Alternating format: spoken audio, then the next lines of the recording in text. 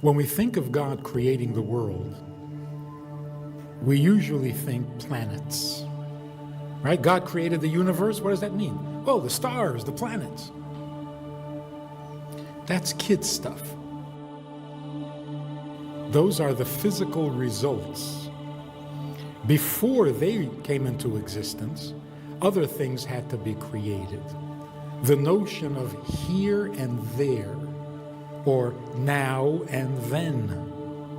God created the idea of opposites, that one thing is opposite another thing. Why is there a one? Why is there a two? Why are they addable? So, before God actually created the physical universe, he first created a universe of principles. What came before the principles? The principles are the manner in which he is going to create. But what motivated God to principles? The answer is will. Divine will. The question is, what is that will directed at? What precedes will is pleasure. There was something pleasurable about the creation that attracted God, that made him want to create, that made him develop the principles of creation, that made him actually produce the physical universe. What pleasure can this world possibly give God? So the Medrash is telling us, God has a desire, it gives him pleasure to have a dwelling place. Where is God? Everywhere. Isn't that the same as nowhere? If you're everywhere, you're also nowhere.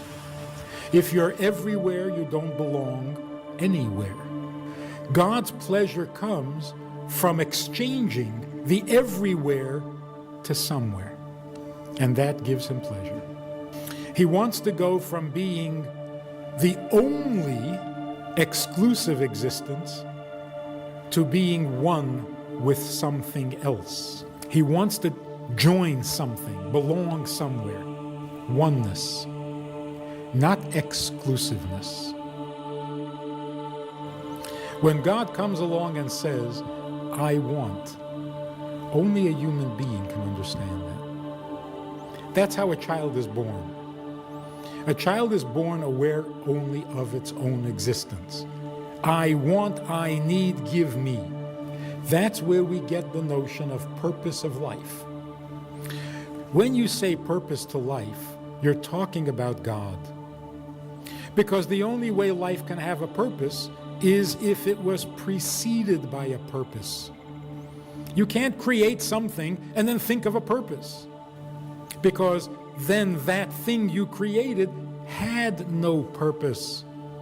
You created a machine, you don't know for what, so you make up an excuse.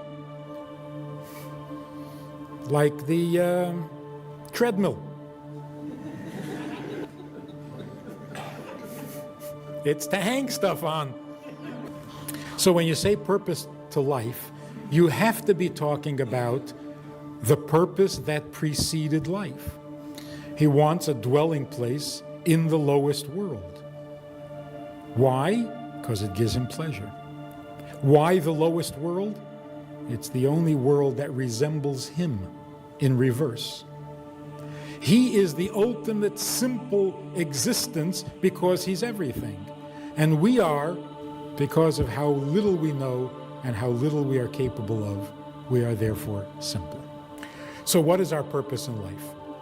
Our purpose in life is to elevate ourselves from the simplicity of a created being to the simplicity of the Creator. And the result is oneness.